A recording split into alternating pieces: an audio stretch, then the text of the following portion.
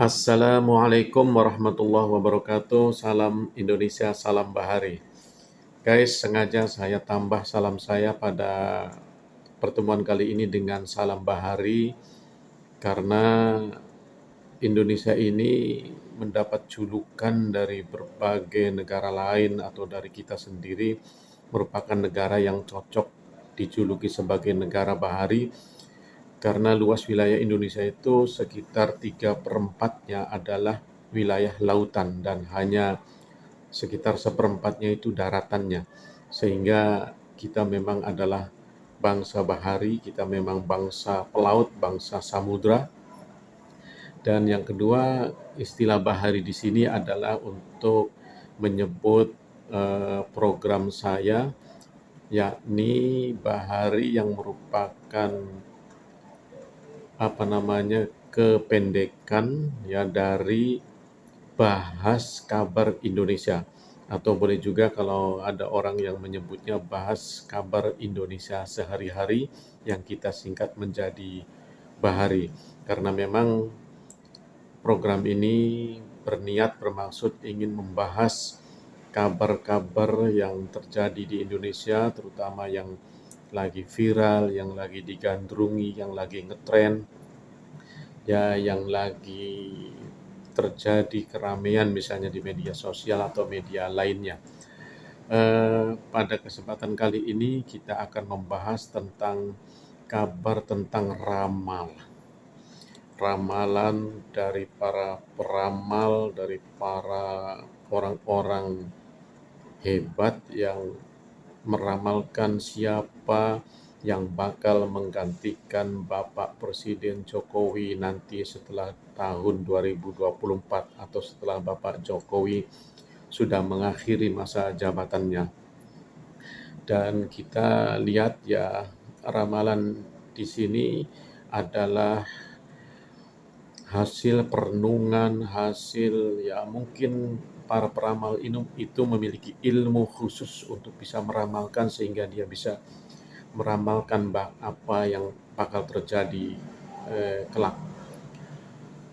Pertama, saya membuka channel dari Santri Muda MH itu juga mengunggah satu ramalan Jayabaya tentang siapa yang bakal menggantikan Bapak Jokowi nanti. Nah, kalau kita kembali ke Jayabaya ini biasa orang sudah mulai mengenal bahwa para pemimpin Indonesia itu setidaknya namanya tercantum dalam kalimat atau istilah Noto Negoro. Noto Negoro itu adalah menata, negoro adalah negara. Jadi orang-orang yang bakal menata negara Indonesia itu namanya tidak jauh-jauh, kalau bukan awalannya, akhirannya itu ada pada istilah nata negara atau Noto Negoro ini. Sebagai contoh, presiden pertama Indonesia adalah Soekarno. Nah, ini merupakan No yang pertama. Ya, cukup lama beliau memerintah Indonesia, sekitar 22 tahun ya, dari tahun 1945 sampai tahun 1967. Kemudian presiden yang kedua yang lama juga yang memimpin Indonesia adalah Soeharto. Ya, ini inisialnya ada To-nya. Akhiran namanya itu To Soehartono, To Soekarno, Soeharto. Kemudian No lagi. Nah, itu ada yang menafsirkan bahwa No tersebut adalah Susilo Bambang Yudhoyono. Nah, mungkin ada yang protes. Kan penggantinya Soeharto bukan Susilo Bambang Yudhoyono, tapi Pak Habibie dulu, kemudian Gus Dur atau Abdurrahman Wahid, kemudian Megawati. Nah, ini para penafsir ramalan mengatakan bahwa Pak Habibie, Pak Gus Dur dengan Ibu Megawati itu tidak masuk dalam ramalan Noto Negoro itu, ramalan Jayabaya itu.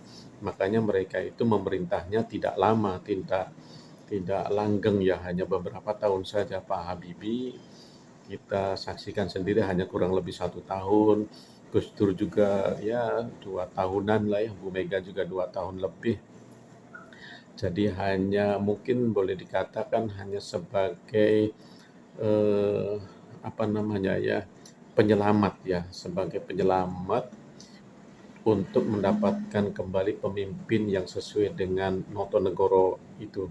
Kita tahu bahwa kemudian Pak Susilo Bambang Yudhoyono memimpin Indonesia sebagai presiden yang pertama kali dipimpin langsung oleh rakyat, yaitu Bapak SBY atau Susilo Bambang Yudhoyono.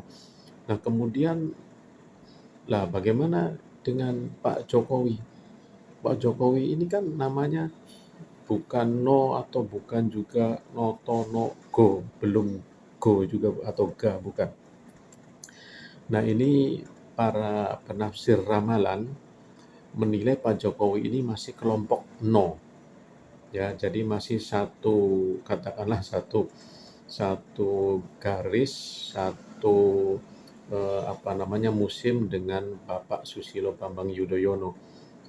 Tetapi Pak Jokowi Wi atau Jo, enggak.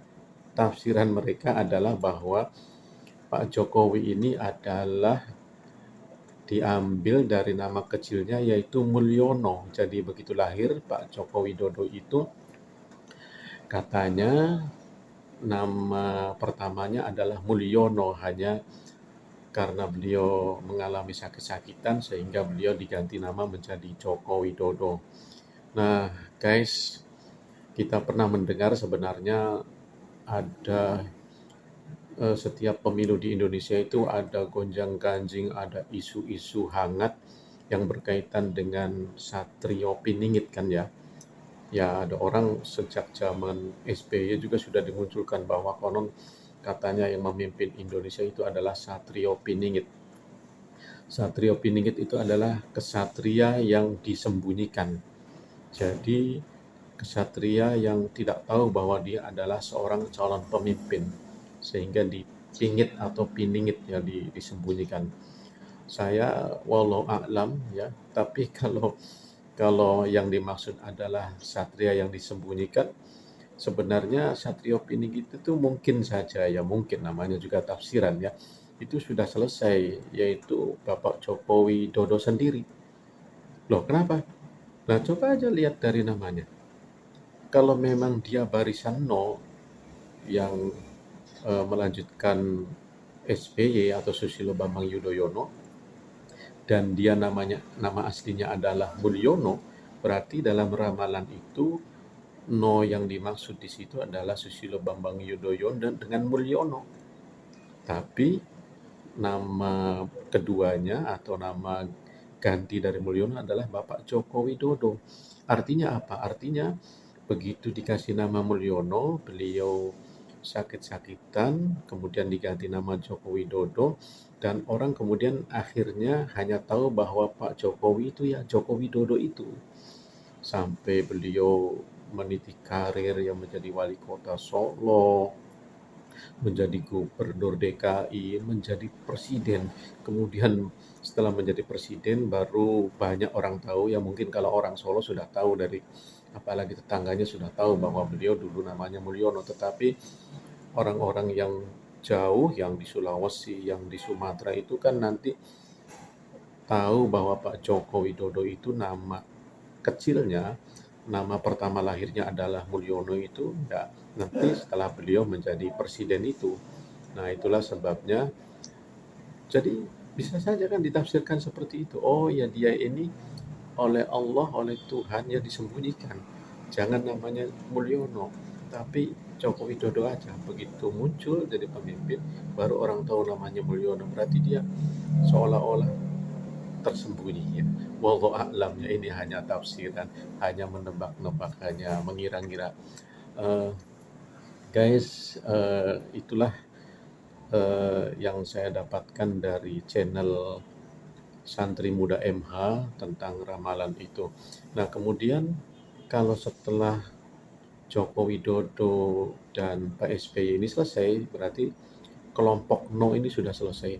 No, To, No, Go. Nah, tinggal pengganti Jokowi itu diprediksi, diperakiraannya, diramalkan itu adalah kelompok Go atau Ga. Makanya dalam channel ini menyebutkan yang paling mungkin dari nama Ga itu yang sekarang heboh, yang sekarang punya elektabilitas itu antara lain adalah Ganjar Pranowo karena ada Ga-nya, kemudian Gatot Nurmantio.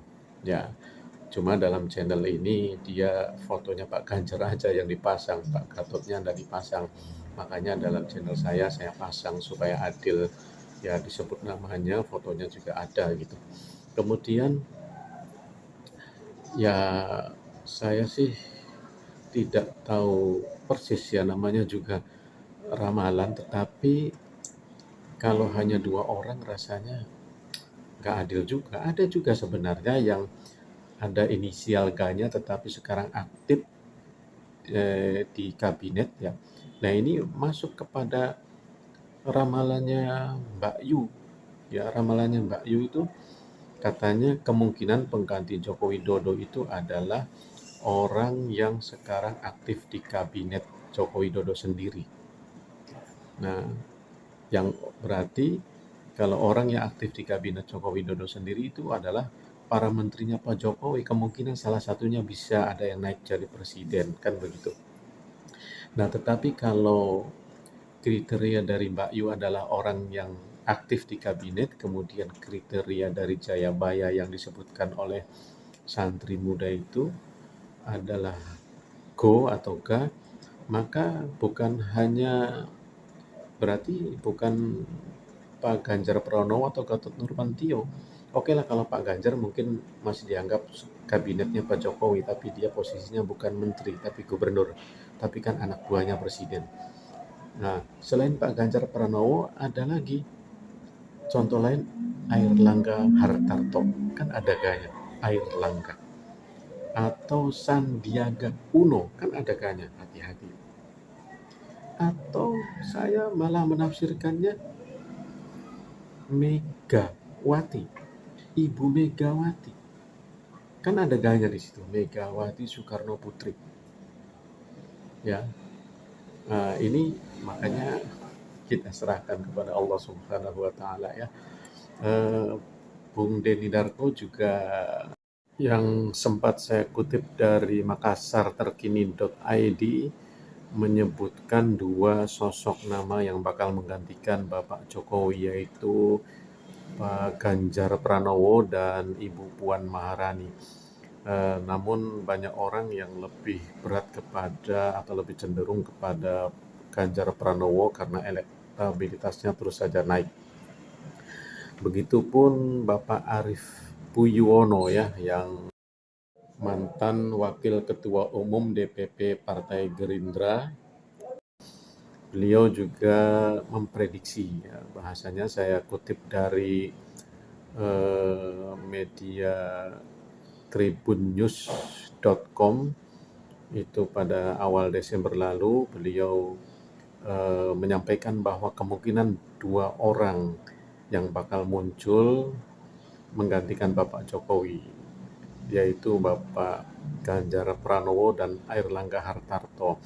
Nampaknya Pak Arief Puyono ini juga merujuk kepada ramalan Jayabaya, yakni tentang masa Ga tadi ya, Go atau Ga. Karena Pak Jokowi adalah kelompok No, Susilo Bambang Yudhoyono dan Mulyono, maka berikutnya adalah kelompok Ga. Tentu saja guys, ini kan namanya ramalan ya. Jadi kita tidak tahu pasti siapa yang jadi. Nah, ada lagi yang menarik ini dari portal sulut.com, itu ada satu artikel yang judulnya Ramalan Weton Pengganti Jokowi 2024 nanti. Salah satu dari 5 weton ini calon presiden baru Indonesia. Weton itu apa? Weton itu adalah waktu kelahiran ya, waktu seseorang dilahirkan pada waktu apa. Kalau kalender Jawa itu kan ada istilah Pahing, Wage, Kliwon, dan lain sebagainya. Nah, seseorang itu dilahirkan biasanya ada wetonnya, ada waktunya, misalnya dia Kamis. Pahing kah, Rabu Wage kah, atau Jumat Kliwon dan lain sebagainya.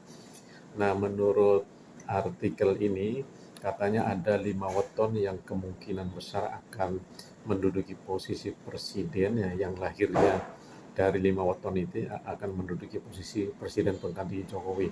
Yang pertama adalah Rabu Pon. Silakan ditanya lagi sama orang tuanya kalau lahirnya Rabu Pon, calonkan jadi presiden 2024, ada peluang. Rabu Pon itu konon bernaung pada lintang lumbung. Ia perencana yang cermat, segala yang direncanakan mesti terlaksana dengan sempurna. Jadi seorang perencana yang unggul ya. Perencana yang unggul sehingga diharapkan presiden Indonesia ini adalah sosok yang mampu merencanakan yang kemudian rencananya itu gol. Kemudian weton yang kedua adalah Senin Wage. Silakan buka lagi tanggal lahirnya. Kalau Senin Wage nyalonkan. Ya, ini kelak katanya orang yang lahirnya Senin Wage itu bila menjadi presiden Indonesia, ia akan menjadi ahli strategi yang handal. Dengan pembawaan yang tenang, ia tidak segan turun langsung ke lapangan untuk meninjau program kerja serta berkomunikasi langsung dengan rakyat. Luar biasa ya karakter daripada Senin Wage ini. Kemudian weton berikutnya adalah Rabu Kliwon. Ditafsirkan bahwa Rabu Kliwon itu adalah weton yang dinaungi lintang tiwa-tiwa. Nah, saya tidak tahu itu lintang yang macam apa itu. Sekiranya jadi presiden, maka ia menjadi pemikir sejati serta berhati lembut. Dia punya watak kepribadian, sosoknya adalah sosok pemikir dan hatinya lembut ya. Ia punya bakat alami dalam berkomunikasi dengan publik. Dirinya juga peka terhadap perasaan orang lain, cerdas dan berwibawa. Ya silakan ya, yang Rabu Kliwon ini untuk siap-siap mencalonkan diri jadi presiden, punya peluang karena sesuai weton yang diramalkan oleh tulisan ini. Kemudian Senin Kliwon juga. Senin Kliwon ini jika menjadi seorang presiden, katanya ia adalah pemimpin yang dicintai rakyatnya karena sifat weton ini sangat penuh welas asih. Ya, kendati pun dari luar weton ini tampak galak, namun ia orang yang sangat peduli dengan fakir miskin dan mereka yang kesusahan dan tertimpa musibah. Luar biasa juga ini weton Senin Kliwon ini. Dan weton yang terakhir adalah weton Sabtu Pahing. Adalah weton yang ya dinaungi atau oleh Lintang Ru. Lintang Ru itu menaungi orang-orang yang lahir pada weton ini. Bila menjadi presiden, ia akan menjadi presiden dengan visi setinggi gunung. Cita-citanya tinggi dan ia pun merupakan sosok presiden yang punya cita-cita tinggi untuk memajukan dan mensejahterakan rakyatnya. Dengan gigih ia akan berusaha mewujudkannya. Luar biasa. Guys, itulah beberapa ramalan ya yang saya dapat ramu pada kesempatan kali ini. Namun kita tentunya ya, namanya juga ramalan. Kalau di mata saya itu ramalan itu hanyalah pengetahuan bagi saya yang sudah digali oleh orang lain. Tetapi kita terserah kalau Anda mau percaya mau tidak. Tapi bagi saya ya seorang muslim itu sebenarnya dilarang untuk percaya kepada ramalan itu. Karena bagi seorang muslim itu masa depan itu sesuatu yang gaib yang hanya Allah saja yang tahu. Nah, ini diantaranya itu ada dalam surat Al-An'am ayat 59 yang berbunyi A'udzubillahi minasyaitonirrajim wa indahu mafatihul ghaibi la ya'lamuha illahu. Artinya, dan pada sisi Allah lah kunci-kunci semua yang gaib, tidak ada yang mengetahuinya kecuali Dia sendiri. Ditegaskan lagi dalam surat An-Naml ayat 65, Qul la ya'lamu man fis samawati wal ardil ghaiba illallah. Katakanlah, tidak ada seorang pun di langit dan di bumi yang mengetahui perkara yang gaib kecuali Allah. Kecuali Allah saja yang tahu hal-hal yang gaib yang akan terjadi di masa yang akan datang. Eh, Begitu juga guys, sebenarnya kalau kita perkuat lagi ada hadis Rasulullah yang diriwayatkan oleh Imam Bukhari dan Muslim dari Siti Aisyah, di mana pada suatu hari ada seorang sahabat yang menanyakan tentang peramal. Rasulullah melarang para sahabat untuk datang ke para peramal, tapi ada salah seorang yang nyeletuk ya, yang mengatakan, tapi Rasul katanya kadang-kadang itu para peramal itu ucapannya terbukti, ramalannya itu terbukti ya. Kok bisa gitu ya? Makanya mendengar kalimat seperti ini Rasulullah sempat membuka atau membongkar rahasianya, kata Nabi, bahwa informasi yang mereka dapatkan itu adalah dari jin ya, dari jin yang di di alam gaib itu, yang kemudian memberikan informasi kepada para wali atau ya utusannya ini, yang entah apa namanya, dukun, peramal dan lain sebagainya. Penghubungnya lah ya, kalau dibilang wali dikira para wali itu meramal. Maksudnya wali itu dalam bahasa Arab ya artinya itu penghubung. Eh, nah ini kalau kita telusuri, kita telaah dari baik dari ayat-ayat Al-Quran maupun hadis Rasulullah tadi, artinya sebagai seorang Muslim sebaiknya kita tidak usah eh, tidak perlu percaya ya, hanya ya katakanlah ini hanya sebuah pengetahuan saja. Oh, di dunia ini ternyata bermacam-macam, beraneka ragam ya. Ada yang pintar meramal, ada yang mungkin menyembah ini, menyembah itu, ada yang mungkin juga tidak mempan dengan parang, ditembak tidak mempan, pokoknya bermacam-macam itu. Tapi mungkin saja ada yang protes sama saya. Eh, Kalau memang orang beriman itu kan salah satu syaratnya adalah percaya kepada yang gaib. Alladzina yu'minuna bil ghaibi. Ya, benar. Kita orang beriman itu harus percaya kepada yang gaib. Mungkin yang protes itu mengatakan, bukankah ramalan itu bagian dari yang gaib? Kenapa kita tidak boleh percaya? Nah, disinilah saya harus jelaskan bahwa dalam hidup ini di samping ada hal-hal yang nyata yang bisa kita lihat ya dengan panca indera kita, bisa kita rasakan, ada juga hal-hal yang gaib, yang tersembunyi, yang tidak bisa kita lihat. Nah, itu harus kita yakini. Ya, termasuk kita percaya bahwa jin itu ada, tapi kita tidak bisa melihat jin. Cuma persoalannya adalah kita tidak boleh percaya informasi yang dicuri oleh jin tadi dari alam gaib itu dijadikan sebagai sebuah kepastian, dijadikan sebagai sebuah patokan, ya. Nah, masalahnya kalau ini dijadikan patokan, ini bahaya. Jangan sampai nanti ada institusi atau lembaga negara kemudian menyuruh warga negaranya, menyuruh bangsanya itu percaya. Misalnya di Indonesia nih, kita disuruh percaya kepada ramalan Jayabaya. Nah, kalau percaya kepada ramalan Jayabaya berarti nanti pengganti Pak Jokowi itu harus ada inisial G atau Go. Nah, terus karena seluruh bangsa Indonesia percaya, akhirnya dibuatlah aturan bahwa yang mencalonkan presiden nanti setelah Pak Jokowi harus ada inisial G atau Go-nya. Nah, ini kan tidak demokratis. Ini kan menjadi satu hal yang eh, katakanlah tidak masuk di akal. Nah, ingat guys, ad-dinu wal aqlu waladina liman la aklalah. Keyakinan beragama juga haruslah masuk akal.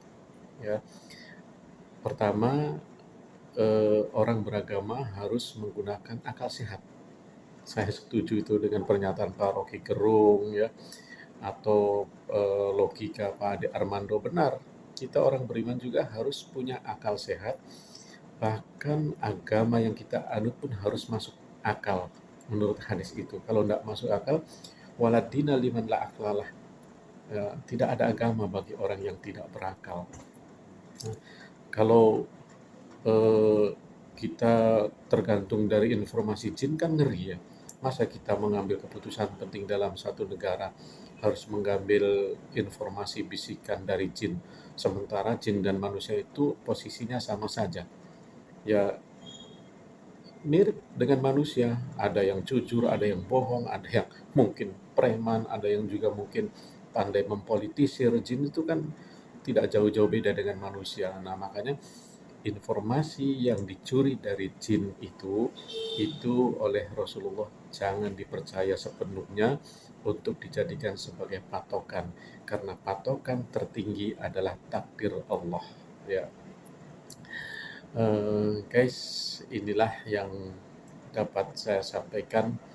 Mudah-mudahan ini bisa membuka sedikit wawasan kita, baik dari segi masalah calon pengganti Jokowi nanti, atau juga dari masalah keyakinan yang kita anut. Terima kasih. Wassalamualaikum warahmatullahi wabarakatuh. Salam Indonesia. Salam.